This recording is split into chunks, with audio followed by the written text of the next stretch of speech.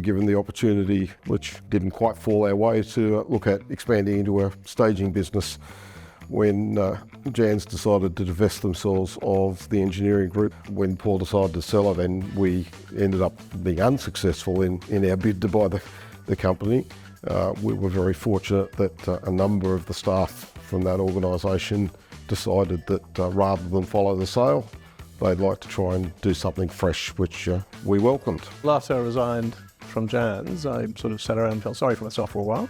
And Chris and I had spoken, times prior, but I hadn't made a decision one way or the other. But I was trying to find an organisation which had similar values to what I pursued at Jan's. From my perspective, because we had partnered with Jan's doing theatres, and theatres was a core component of our business, it was quite a threat to us that we would be able to not continue that work.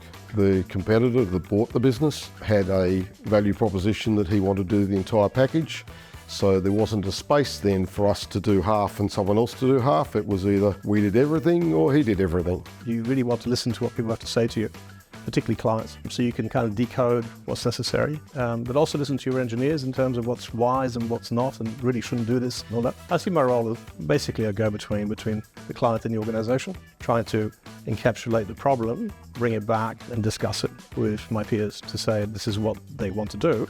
Should we do it? Can we do it? How much would it cost? If we look at 20 years ago, part of our value add then was we had engineering expertise that we brought to the table. Over time, the distribution has said if they want to sell their speaker, they have to provide design. So all the people that used to work for me doing loudspeaker designs and architectural and acoustic designs now all work for the distributors, and then they provide that information back to the integrator for free. So now there's no value add at the integrator level, the value add is at the distributor level and gets hidden in the margin.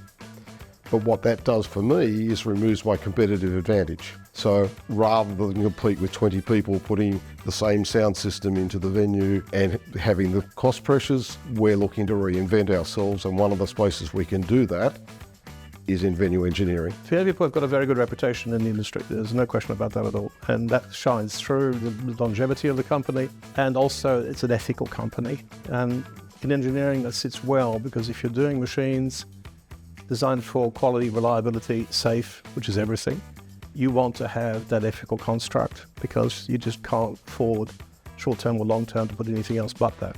If what has unfortunately happened to our competitor happened 6 months ago, it would be a different conversation, but we feel we're in a position now to at least attempt to address some of the work of those customers that are there. We're certainly sympathetic to the large number of people that have lost their jobs, and that we're trying to pick up the appropriate people where they fit into our culture as we speak.